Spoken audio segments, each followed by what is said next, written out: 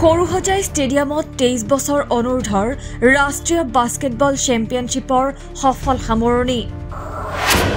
পুৰুষ শাখাত ফাইনেলত জয়ী হাৰিয়ানা, মহিলা শাখাত জয়ী হয় তামিলনাডু। সামৰণি অনুষ্ঠানত উপস্থিত থাকে মুখ্যমন্ত্ৰী ডক্টৰ হিমন্ত বিশ্ব শৰ্মা, অসমৰ ক্ৰীড়া মন্ত্ৰী নন্দিতা গাৰ্লোচা, অসম বাস্কেটবল সন্থাৰ মুখ্য পৃষ্ঠপোষক ৰিণিকী ভূঞা শৰ্মা, অসম বাস্কেটবল সন্থাৰ সভাপতি পল্লৱ লোচন দাসৰ লগতে বহুতো গণ্যমান্য ব্যক্তি। সৰুহজাই ষ্টেডিয়ামত 23 বছৰ অনুৰ্ধৰ ৰাষ্ট্ৰীয় বাস্কেটবল চেম্পিয়নশ্বিপৰ সোমবাৰে সফল সামৰণি পৰে। 17 মাৰ্চৰ পৰা আৰম্ভ হোৱা চেম্পিয়নশ্বিপৰ চূড়ান্ত খেলত পুৰুষ শাখাত সন্মুখ সমৰত সন্মুখীন হয় হাৰিয়ানা আৰু পঞ্জাৱ। আনহাতে মহিলা শাখাত তামিলনাডু আৰু কৰ্ণাটকৰ মাজত চূড়ান্ত খেলখন অনুষ্ঠিত হয়। পুৰুষ শাখাত হাৰিয়ানাই খিতাপ দখল কৰাৰ বিপৰীতে মহিলা শাখাত জয়ী হয় তামিলনাডু। 25 বছৰৰ মূৰত অনুষ্ঠিত এই চেম্পিয়নশ্বিপত উপস্থিত থাকে অসমৰ মুখ্যমন্ত্ৰী ডক্টৰ হিমন্ত বিশ্ব শৰ্মা, অসমৰ ক্ৰীড়া মন্ত্ৰী নন্দিতা গাৰ্লোচা, অসম বাস্কেটবল সন্থাৰ মুখ্য পৃষ্ঠপোষক ৰিণিকী ভূঞা শৰ্মা আৰু অসম বাস্কেটবল সন্থাৰ সভাপতি পল্লৱ লোচন দাসৰ লগতে বহুতো গণ্যমান্য ব্যক্তি।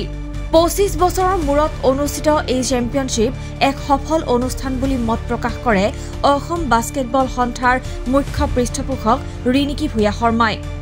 আজি সাকসেসফুলি প্ৰথমবাৰৰ কাৰণে 25 বছৰৰ মূৰত আণ্ডাৰ 23 বাস্কেটবল নেশ্যনেলছ ইয়াতে অনুষ্ঠিত হৈছিলে আৰু বছৰৰ পিছত ইমান সুন্দৰকৈ হ'ব বুলি আমি আশা কৰি গৈছিলোঁ, কিন্তু তাতকৈও বেছি খুব ভালকৈ হৈ গ'ল আৰু আজি ফাইনেলছখন হৈ গ'ল। আজি ফাইনেলত খুব সুন্দৰকৈ গোটেই টিমখিনি আহিলে আৰু গোটেইখিনি এতিয়া আজি শেষ হৈ কালিলৈকে যাবগৈ। আশা কৰিছোঁ যে আসাম বাস্কেটবল এছ'চিয়েশ্যনে যিখিনি পদক্ষেপ লৈছে যে বাস্কেটবলটো আগুৱাই লৈ যাবলৈ, এইটো এটা আমি আৰম্ভণি ষ্টেপ বুলি ভাবিছোঁ।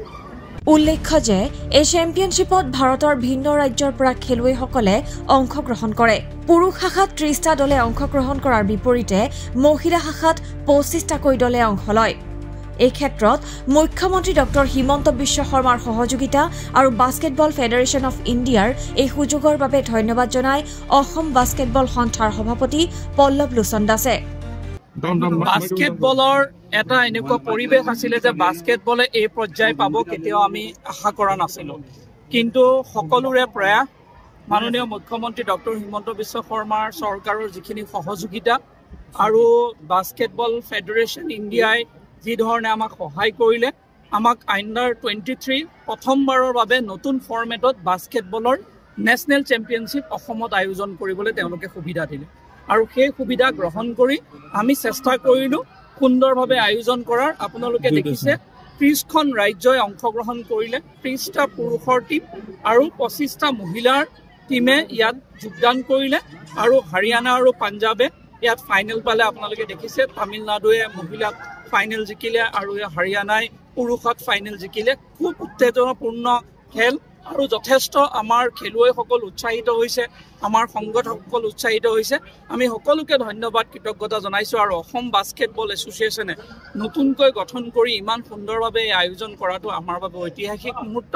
আমি আশা কৰিছোঁ ডক্টৰ হিমন্ত বিশ্ব শৰ্মা ডাঙৰীয়াই যেনেকৈ খেলৰ এটা পৰিৱেশ অসমত দিছে, এই পৰিৱেশক যাতে বাস্কেটবল এছ'চিয়েশ্যনে আগবঢ়াই লৈ যাব পাৰে তাৰ কাৰণে আমি চেষ্টা কৰিছোঁ। যিহেতু অসমে পাৰ্টিচিপেট কৰিছিলে, অসম দলৰ পাৰফৰ্মেঞ্চ চাওক, অসম টীম আমি খুব নতুনকৈ ইয়াক বনাবৰ কাৰণে চেষ্টা কৰিলোঁ আৰু আমি খুব ভাল পালোঁ যে অসম টীমে খুব ভালকৈ প্ৰদৰ্শন কৰিব পাৰিলে, কিন্তু অসম টীমৰ আৰু প্ৰদৰ্শন ভাল কৰিবৰ বাবে আৰু বাহিৰৰ টীমসমূহৰ লগত আৰু কম্পিটিশ্যনত যাবৰ কাৰণে আমাক আৰু কিছু বস্তুৰ প্ৰয়োজন আছে, যিখিনি বিষয় আমি ইতিমধ্যে আলোচনা কৰিছোঁ যে কেনেকৈ ভাল প্ৰশিক্ষক প্ৰয়োজন হ'ব, কেনেকৈ ভাল ট্ৰেইনিঙৰ প্ৰয়োজন হ'ব আৰু তেওঁলোকক কেনেকৈ আমি বহুত জেগাৰ পৰা ভাল আমাৰ খেলুৱৈসকলক আমি উলিয়াই আনিব পাৰোঁ, সেইখিনি আমি চেষ্টা কৰি আছোঁ। আমাৰ বিশ্বাস যে আমি সেইখিনি কৰিবলৈ সক্ষম হ'ম। নিউজ ডেস্ক, অসম স্পন্দন।